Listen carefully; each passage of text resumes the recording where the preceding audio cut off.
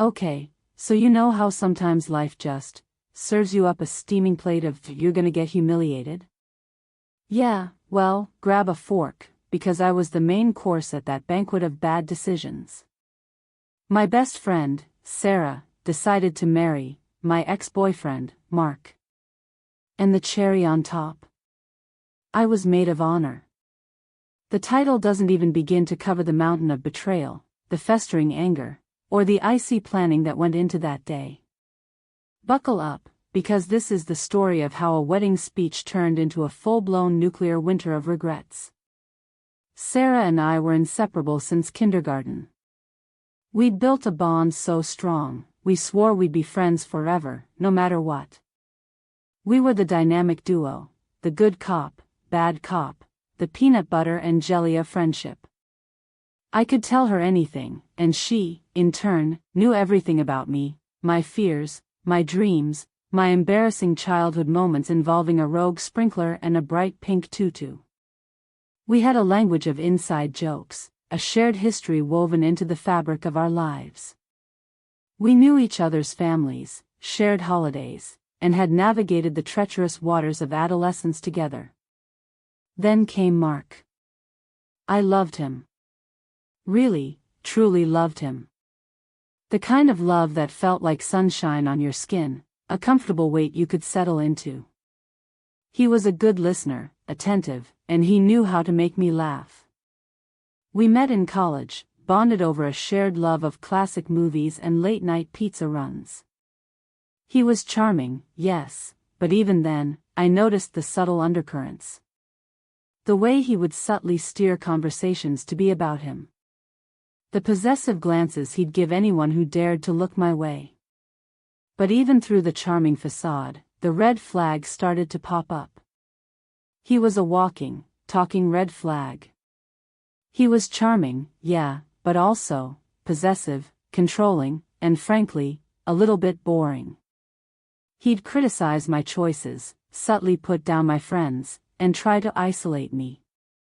He'd get jealous, throw tantrums, and then apologize with a teary-eyed sincerity that always managed to reel me back in. I was young, and I made excuses for him. I told myself he was just insecure. I told myself I could fix him.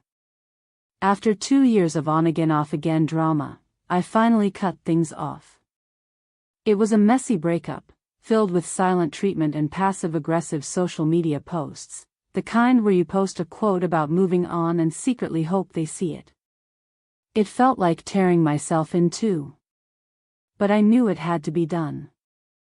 I needed to get away from the constant drama, from the suffocating feeling of always having to be on. I thought, okay, lesson learned. On to the next chapter. I cried for weeks, mourning the loss of what I thought we had. It felt like I lost a part of myself. I tried to fill the void with friends, with hobbies, with distractions. It was a slow, painful process. Then Sarah, bless her oblivious heart, started dating him. I remember her excitedly telling me about him, her eyes sparkling with that new relationship glow. I remember the sinking feeling in my stomach, the way my chest tightened as she described him, as if he was some kind of prize to be won. I wanted to scream, to tell her everything, but I couldn't. I wouldn't. She was my best friend, and she deserved to be happy. At the time, I was still raw from the breakup, vulnerable.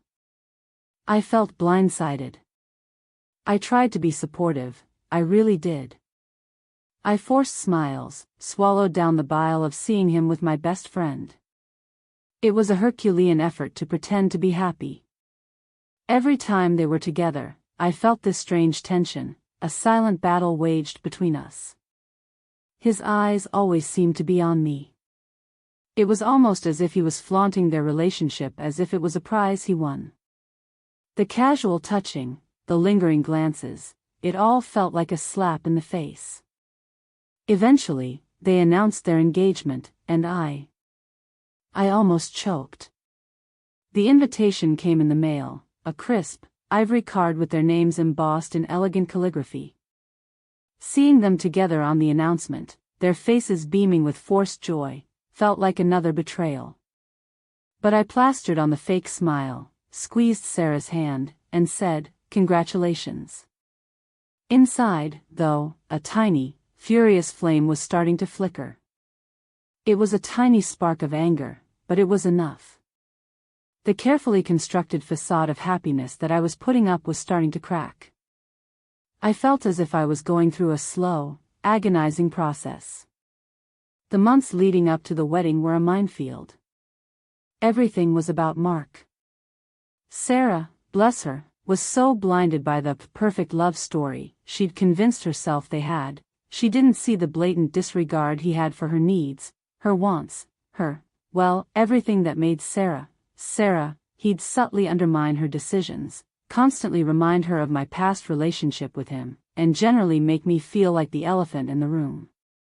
It was like being forced to watch a terrible play, knowing the ending and being helpless to stop it. I tried to distance myself, but it was impossible. I was the maid of honor. I attended the dress fittings, I helped plan the bridal shower, I fielded calls from vendors. I was constantly in the middle of their relationship. I saw how controlling he was becoming, how he'd subtly manipulate Sarah, slowly chipping away at her confidence. I saw how she was changing, becoming quieter, less sure of herself.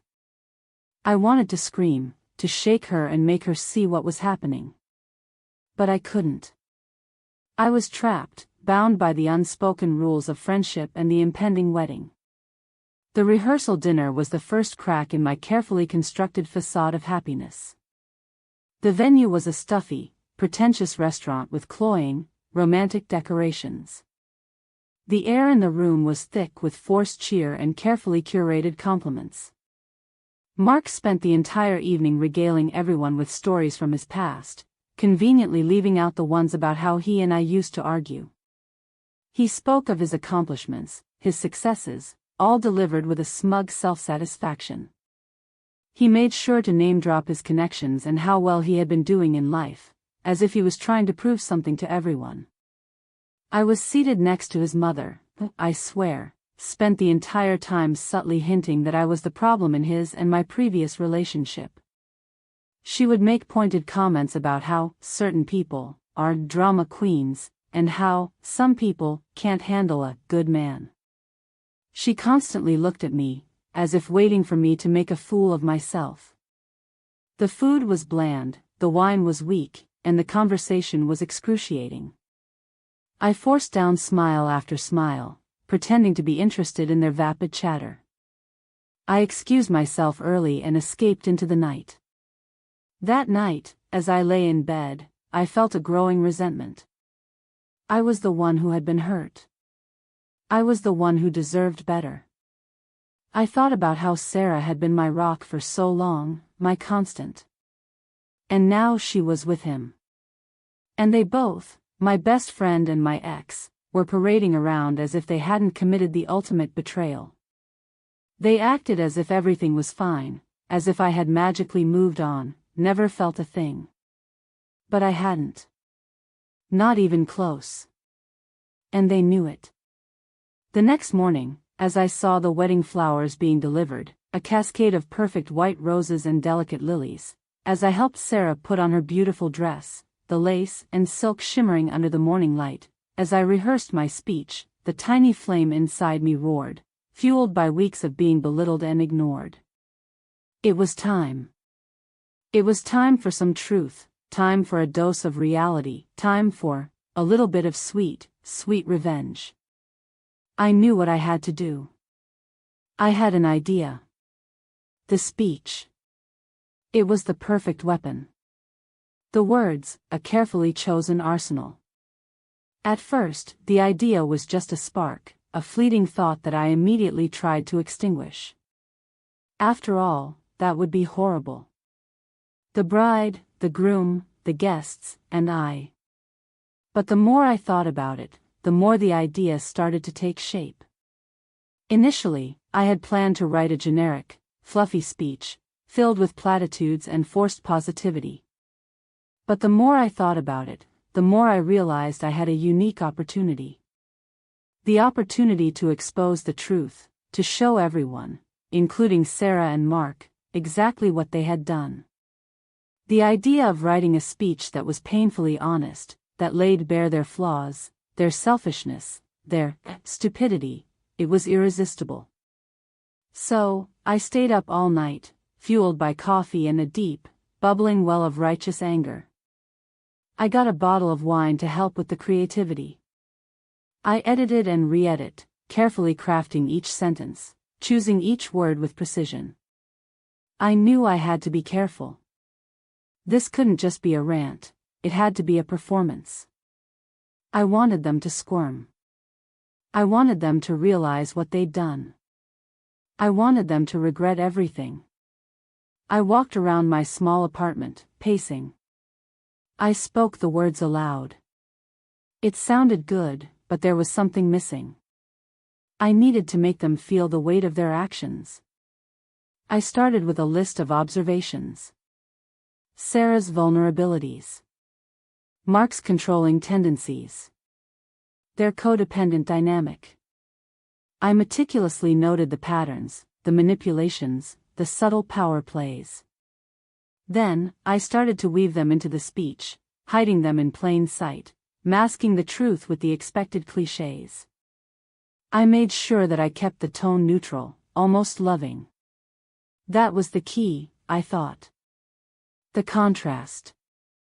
I would craft a speech that appeared to be a loving tribute at first, that drew them in with the usual wedding clichés, and then, bam. The truth. The uncomfortable, unflattering, totally truthful truth. I wanted to make them think. I wanted them to remember the good old days, but then remind them of what they'd lost and what they were settling for. I wanted them to know that their relationship was a joke. I thought of the times when I wanted to break their relationship but I couldn't. I.W. As always there for Sarah. Every time Mark put her down or treated her poorly, I was there to pick up the pieces. I knew her more than he ever did. I knew what she was truly worth, and he didn't even have the slightest clue. The wedding day itself was surreal. I woke up with a knot of anxiety in my stomach. I went through the motions, helping Sarah, pretending to be happy. I spent the morning with the bridesmaids, getting our hair and makeup done. I remember catching a glimpse of myself in the mirror, a stranger staring back at me. My eyes were hard, my smile strained. I was a coiled spring of pent-up emotion, waiting for the perfect moment to strike. Finally, the speeches began. I watched Sarah get ready. Her face was radiant, her smile genuine. She was so happy. Seeing her like that, about to marry the man I knew was wrong for her, made my chest ache. I wanted her to be happy, but I also wanted her to see the truth. It was a conflicting emotion, a battle between love and anger. Everyone else delivered the usual generic drivel, the best man's obligatory jokes, the father of the bride's tearful words. The tension in the room built, and as each speech passed, my own anxiety grew. Then it was my turn. I steadied myself and walked up to the microphone, a calm mask firmly in place. I smiled, a perfect, plastic smile. For those of you who don't know me, I began, my voice steady, I'm, your name, Sarah's best friend, and, well, you all know Mark. I launched into the usual pleasantries, talking about Sarah's kindness, her generosity, how she deserved all the happiness in the world. Heads nodded, the audience sighed with contentment.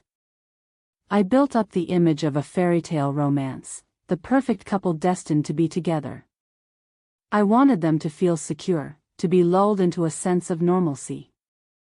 And then, I started to subtly change the tone. Sarah and Mark, I continued, my smile starting to falter ever so slightly, have always had a unique connection.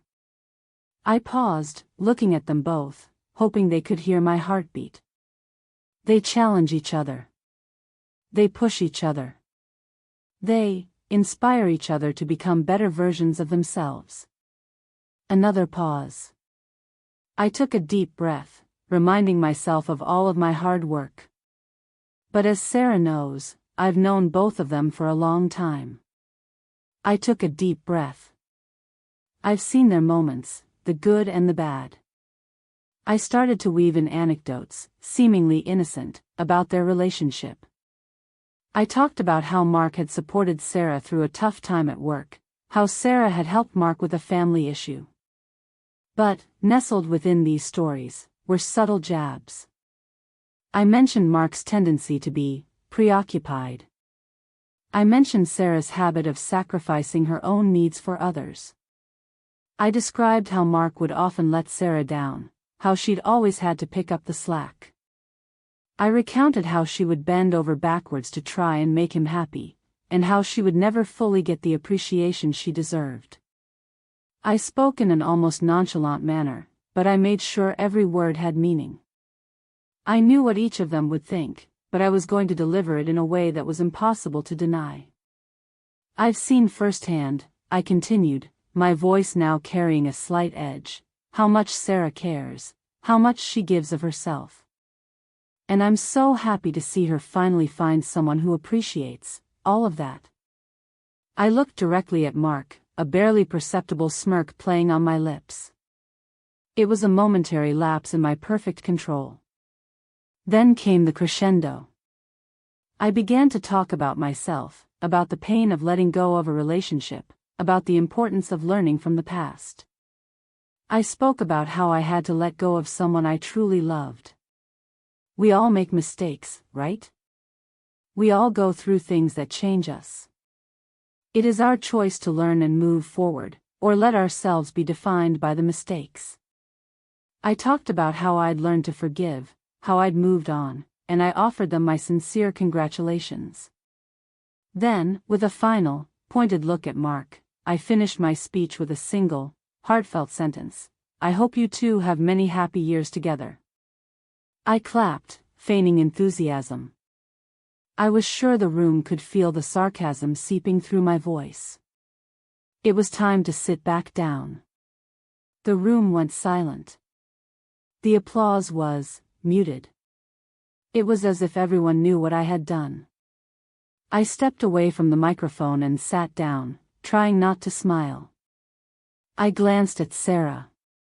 Her face was a mask of confusion, the beginnings of tears forming in her eyes. She kept her gaze fixed on me for a moment before looking away. I looked at Mark. His face was flushed, his eyes wide with something akin to horror. He looked like he had been struck. The corners of his mouth were turning down, as if he couldn't believe what he was hearing. The rest of the evening was an awkward symphony of forced smiles and hushed conversations. The dance floor was half empty. The air crackled with tension.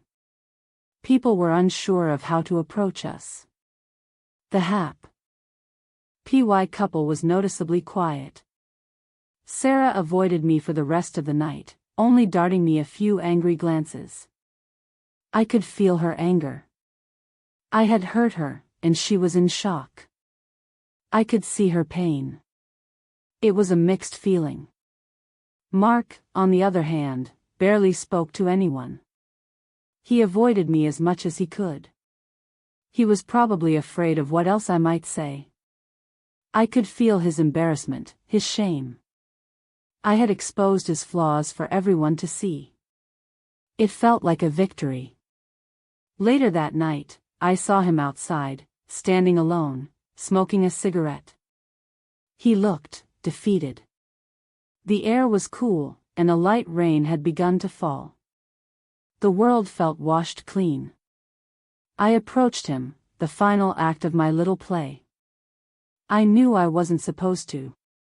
But I was in the right and had nothing to lose. You know, I said, my voice low, she deserves better. He looked up at me, his face a picture of shame. He said nothing.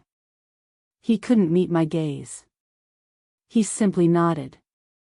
I walked away, leaving him alone in his misery. Over the next few weeks, I started receiving texts from Sarah. At first, they were accusatory. Why did you do that? How could you? I knew this would come. Then, the tone shifted. They became apologetic. I miss you. I made a mistake. I could feel her remorse. She asked to talk. We met for coffee a few weeks later. It was a difficult conversation, filled with tears and recriminations. We met at our favorite coffee shop. It was the place we always went.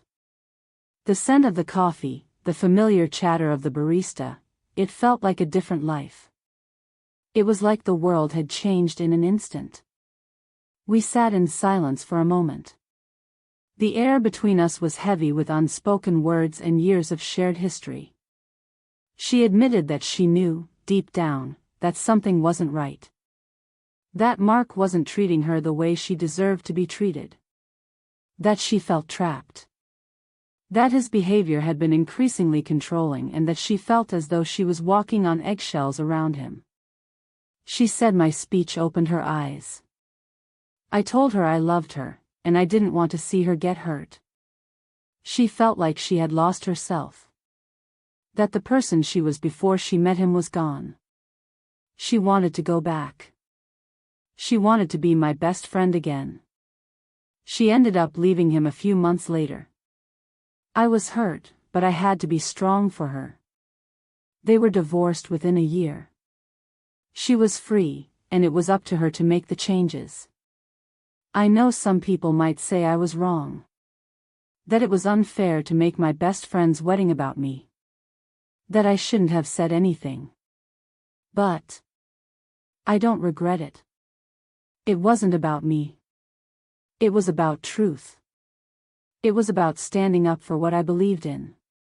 It was about protecting Sarah. I wasn't protecting myself. I was protecting her. We're friends again, but things are different. The easy familiarity is still there, but there's also a sense of caution. We both acknowledge the past, but we're working to move forward. We've both grown. We've learned to respect each other's boundaries. We've learned that sometimes, the hardest truths are the ones that need to be said. And yeah, I might have been a little petty. But sometimes, a little bit of pettiness is exactly what you need to set things right. Sometimes, people need to face the consequences of their actions, even if those actions were rooted in hurt and betrayal. The truth is, I don't regret a single word of that speech. It was cathartic. It was freeing. I can't say that Mark learned any lessons. He moved on quickly, finding another woman to control. The cycle continues. But Sarah, she's thriving. She is happy, she is free. She is back to being the person I always knew and loved. She is my best friend. And that's all that matters. So, what do you think? Was I wrong? Was I justified? Have you ever gotten your revenge on someone who did you wrong? Let me know in the comments.